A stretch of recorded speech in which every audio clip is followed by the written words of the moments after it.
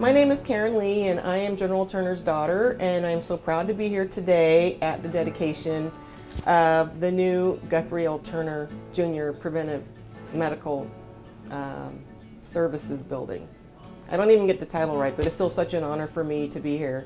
Two stories that I think that come to mind about my dad's commitment to the Army Medical Corps were stories just from, I think I would like to share to this group.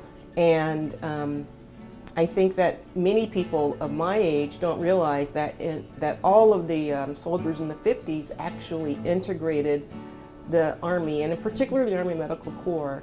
And when my father entered the military, because he was African American, he actually was commissioned as a first lieutenant. And white officers in his year group were commissioned as captains. And in addition to that, he was assigned to Madigan Army Medical Center because it was one of the only two hospitals in the United States that would allow a black surgeon to do their residency, because the rest of the Army hospitals would not allow that. So my father came here to Madigan, and then he also went to Tripler Army Hospital in Hawaii to complete his residency. And the interesting thing, I'll never forget this story. I was telling my father about a report I had read about an officer in the Army that had become a book and a major motion picture about MacArthur and how he would return to the Philippines and save the soldiers that were in a prisoner of war camp. I think we've all heard that story.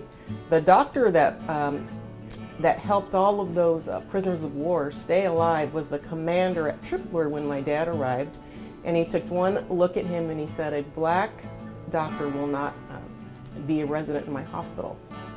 And he assigned my father over to the Hawaiian Native Hospital, where my dad completed his residency. And he delivered a lot of babies there. And he told me many years later about that experience when I told him about this book report that I was reading about MacArthur and what happened there in the Philippines. And it so happened that when my father was promoted to general, he was at a ceremony with this same colonel. And the colonel said, "You know, maybe I didn't treat you right, sir, but at least I didn't hurt your career. Congratulations." And it's stories like that and many others that really add to his greatness. And in addition, he was just a great father. You know, he had over 200 jumps as a master parachutist and a flight surgeon. And I can recall when I was a young officer and I went to airborne school, I did not like to jump out of planes. And I did not like night jumps. And I called Dad one night and said, "I don't want to do my 5th jump," because it was a night jump.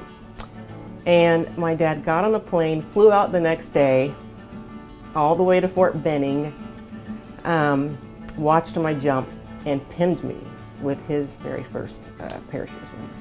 And I thought, what a father, so busy, but yet had time to, on a moment's notice, fly across country because I didn't want to jump out of my plane for my 4th and 5th jump. And that's the kind of dad he was, and that's the kind of officer he was. And he really cared about preventive medicine. He really believed that medicine should be delivered forward in the field, and I think that he advanced the field of battlefield medicine, and it's such an honor that the U.S. Army and the Army Medical Corps has honored him in this way.